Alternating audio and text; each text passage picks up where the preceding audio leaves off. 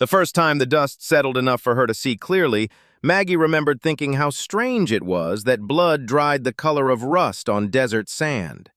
She had been in the forward operating base for 72 hours, and already the concept of clean felt like a memory from another lifetime.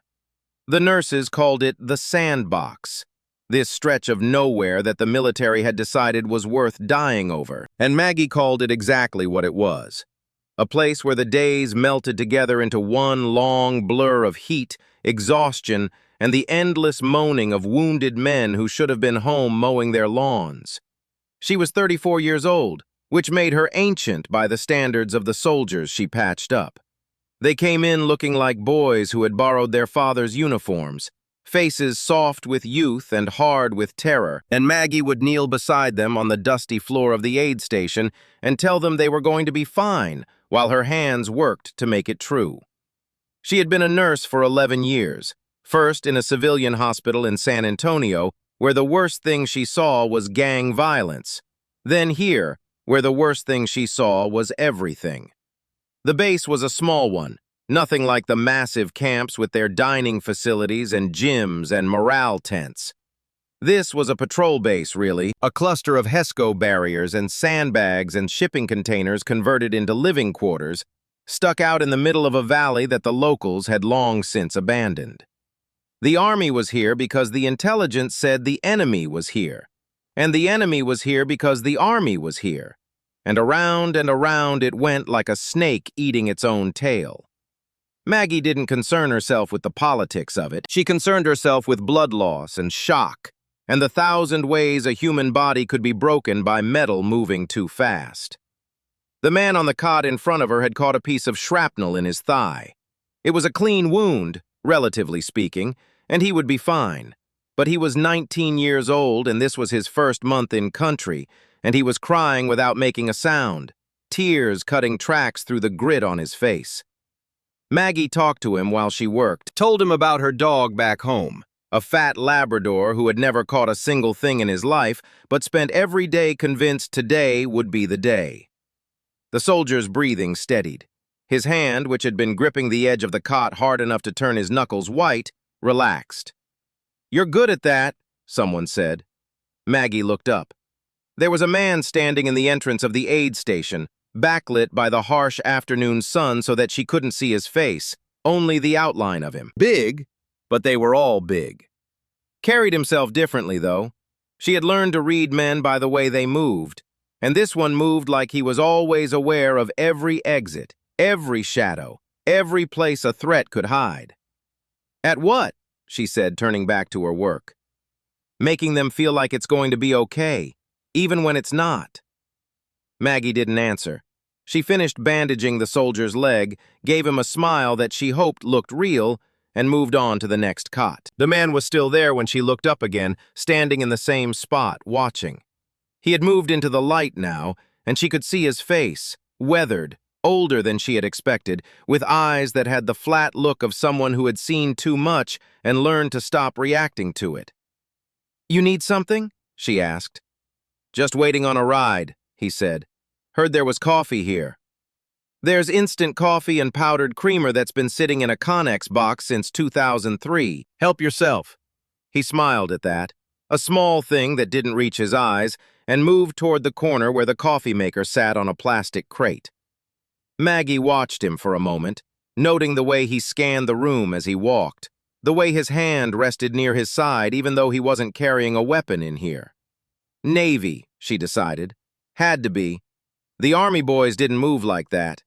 His name was Lieutenant Commander Thomas Crane, and he was a Navy SEAL, though he wouldn't tell her that until much later.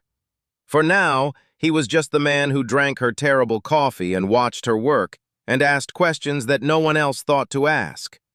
Questions about where she was from, how long she had been a nurse, whether she missed Texas. Small questions, the kind that filled silence without demanding anything real. Maggie answered them absently, her attention on the wounded, and thought nothing of it. That night, the mortars came. They always came at night, as if the enemy had a meeting every morning to decide when to make everyone's life miserable, and always landed on right after dark. The first round hit the far side of the base, close enough to the aid station that the walls shook and a box of bandages fell off a shelf. Maggie was already moving, grabbing the things she would need, because she had learned that the first minute after an attack was the most important. The wounded would start coming soon, and they would come fast. The second round hit closer, much closer. Maggie felt the pressure change in her ears, felt the world tilt, and then she was on the ground with dust in her mouth and the ringing sound that meant she would be half deaf for the next hour. She pushed herself up, checked herself for blood, found none, and kept moving. The aid station was chaos. 3 men had been caught outside when the mortars started, and they were being carried in by their friends, faces white with shock and blood soaking through their uniforms. Maggie's team, 2 corpsmen who had been asleep 15 minutes ago, and a doctor who was already working on the worst of them, moved with the practiced efficiency of people who had done this too many times. Maggie took the closest man, a soldier with shrapnel in his shoulder, and started working. The mortars kept coming. 1 every 30 seconds or so, some close, some farther away, each one a reminder that there was no safe place here, not really. Maggie worked through them. She had learned to do that, to let her hands keep moving even while some part of her brain was calculating trajectories and distances, and whether the next one would be the one that landed on top of her. It was maybe 20 minutes later when she heard the shouting. At first she thought it was just more wounded, more chaos, more of the same. But the shouting was different. It was organized. It was orders. And it was coming from outside where the mortars were still falling. Maggie looked up from her patient. Through the open door of the aid station, she could see movement. Figures running, taking cover, returning fire. The mortars had stopped, she realized, and now there was small arms fire, the crack and pop of rifles, and it was getting closer. "What's happening?" she asked no one in particular. The doctor didn't look up from his work. "Suspected breach, north wall. They're engaging." Maggie went back to her patient. There was nothing she could do about a breach. That was for the soldiers, the ones with guns, the ones who had trained for this. She was a nurse. Her job was here in this room, with these bleeding men, and she would do it until she couldn't anymore. The firefight lasted maybe 10 minutes. It felt like hours. When it was over, the silence was almost worse than the noise had been, a heavy thing that pressed down on the base and made everyone wait for the next attack. Maggie kept working. There were more wounded now, brought in by the men who had been fighting, and she moved from cot to cot, doing what she could. She didn't see Lieutenant Commander Crane again that night, but she heard about him. He had been on the wall, someone said. He had been in the middle of it, directing the defense, moving like he was made for this. The Army guys, who usually had plenty to say about the Navy, were quiet about him. Respectful. That told Maggie everything she needed to know. The next morning, he came back to the aid station. He looked different in the daylight. Tired, yes, but not just tired. There was something in his eyes that hadn't been there before, a sharpness that made Maggie pause when she saw him standing in the doorway. He was holding his right arm awkwardly, she noticed, keeping it close to his body. "You're hurt," she said. "It's nothing. It's something if you're standing in my doorway holding it like that. Sit down." He sat. Maggie knelt in front of him, gently took his arm and started examining it. The sleeve of his uniform was torn, and underneath she could see the angry red of a burn, shrapnel or debris, she couldn't tell which. It wasn't deep, but it would need cleaning and bandaging. "You were on the wall last night," she said, not looking up from her work. "I was." "They said you were in the middle of it." He was quiet for a moment. When he spoke, his voice was different, softer. "They were kids out there, Army kids, green as grass, most of them. Someone had to tell them what to do." Maggie looked up at him then, really looked. Up close, she could see the age in his face, the lines around his eyes, the gray threading through his hair. He was older than she had thought, maybe 40, maybe more, and there was something in the way he looked at her that she couldn't quite place. "You did good work last night," he said. "I saw you. Mortars falling all around, and you just kept going, kept working, like it was nothing." "It wasn't nothing. It was just my job." "Your job is in here, safe." Maggie almost laughed at that. Safe. There was no safe here, and he knew it as well as she did. But she understood what he meant. Her job was to stay in the aid station, to wait for the wounded to come to her, to work in the relative shelter of these thin walls. His job was to go outside and meet the threat head-on. Different worlds, different dangers. "There's no such thing as safe in a war zone," she said. "You know that better than most." He nodded. She finished bandaging his arm, taped it down, and stood up. For a moment, they just looked at each other, and Maggie felt something shift, something she couldn't name and didn't have time to examine. "Thank you," he said. "You're welcome. Try to stay out of trouble for the next few days. That needs to heal." He smiled again, that same small smile that didn't reach his eyes, and left. Maggie watched him go, then turned back to her patients and tried to forget the way he had looked at her. 3 days later, everything changed. The attack came at dawn, which was unusual. The enemy preferred night, preferred the cover of darkness, but this time they came with the sun, came hard and fast and in numbers that no one had expected. The intel had been wrong, or the intel had been ignored, or the intel had never existed in the first place. Maggie never learned which, and in the end, it didn't matter. What mattered was that suddenly there were men inside the wire, and they weren't wearing American uniforms. The aid station was one of the first places they hit. Maggie heard the shooting, closer than it had ever been, and then she heard shouting in a language she didn't understand. And then the door burst open and everything slowed down. There were 3 of them, maybe 4. She couldn't count, couldn't think, could only react. They had guns and they were raising them. And there were patients in the room who couldn't run, couldn't fight, could only lie there and wait to die. The doctor went down first. Maggie saw it happen, saw him fall, saw the blood spreading across his chest, and something in her brain clicked into place. Not fear, not panic. Something else. Something she had never felt before. There was a rifle on the floor. It must have belonged to one of the wounded, must have been dropped when they were brought in, forgotten in the chaos. It was lying there 3 feet away, and Maggie looked at it and looked at the men in the doorway and looked at her patients and made a choice. She didn't think about it. There wasn't time to think. She just moved. Her hand closed around the rifle and she brought it up and she fired. The first man went down. The second turned toward her, surprise on his face, and she fired again. The third was already shooting, and she felt something burn across her side, but she kept pulling the trigger until he wasn't standing anymore. And then it was quiet. Maggie stood there, the rifle in her hands, her ears ringing, her side on fire, and looked at what she had done. 3 men on the floor. 3 men who had been trying to kill her patients, who had already killed the doctor, who would have killed everyone in this room if she hadn't. The door burst open again. Maggie raised the rifle, but her arms were shaking now, shaking so badly she could barely hold it up, and through the haze she saw a familiar face. Lieutenant Commander Crane. He looked at her, looked at the men on the floor, looked at the rifle in her hands, and for a long moment he didn't say anything. Then he moved.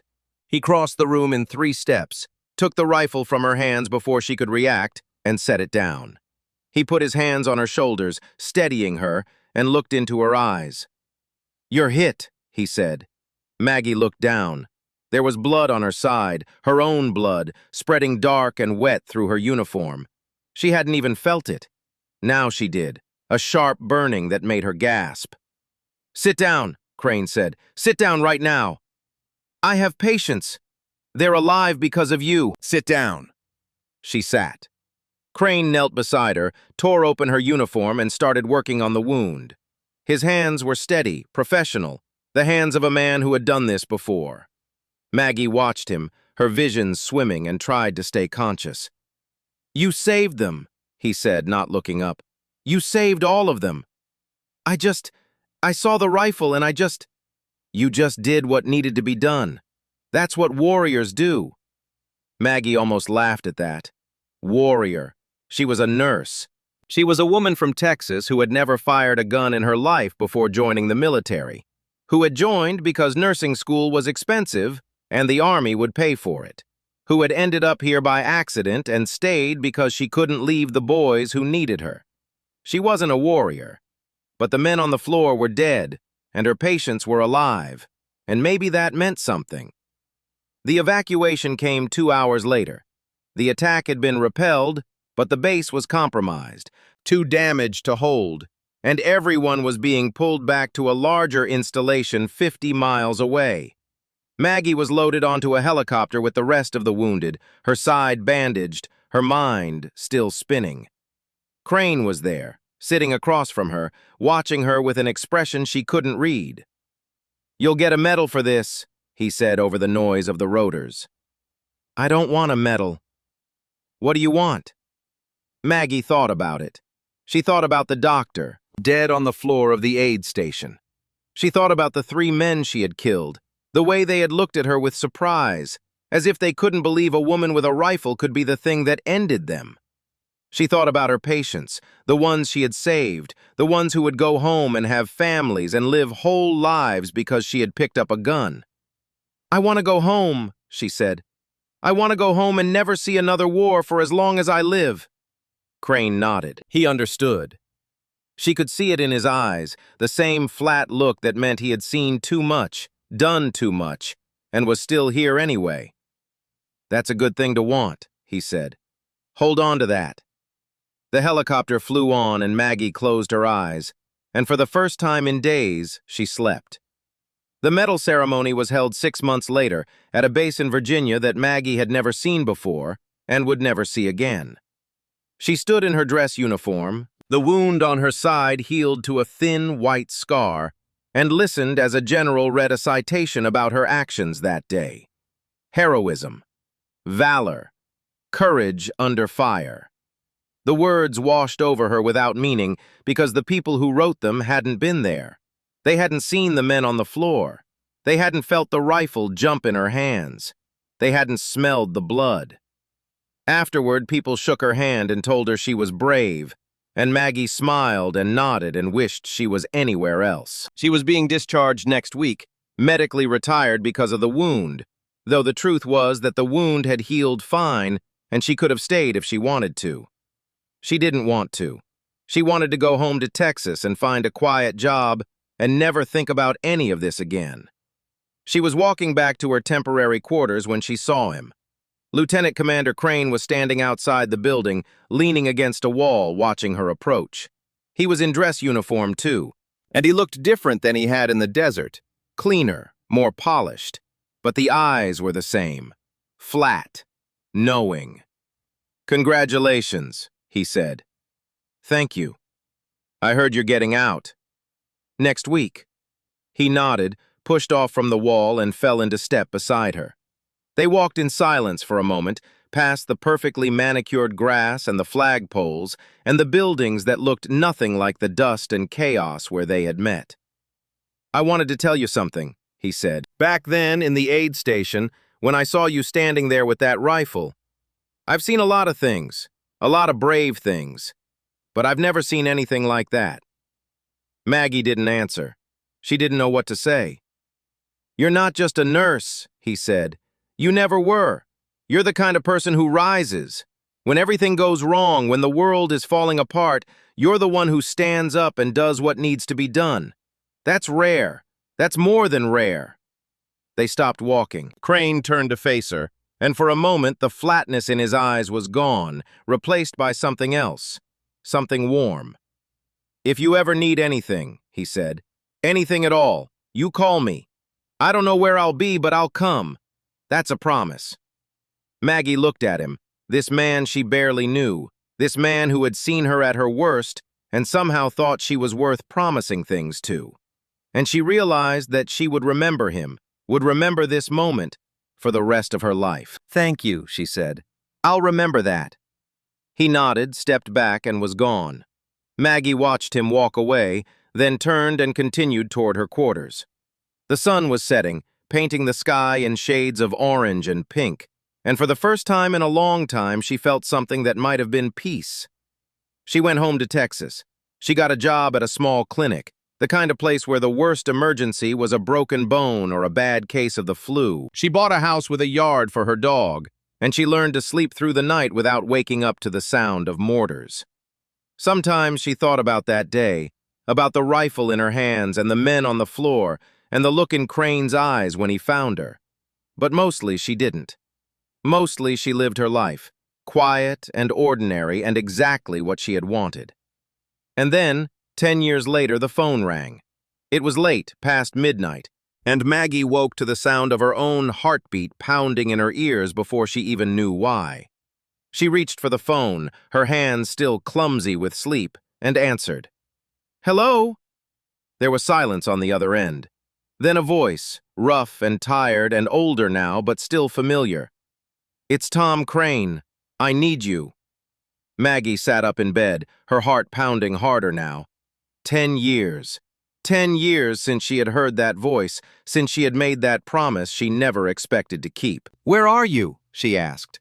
He told her, and in the morning she packed a bag and went. She found him at a veterans hospital in Maryland, in a room that smelled like antiseptic and despair.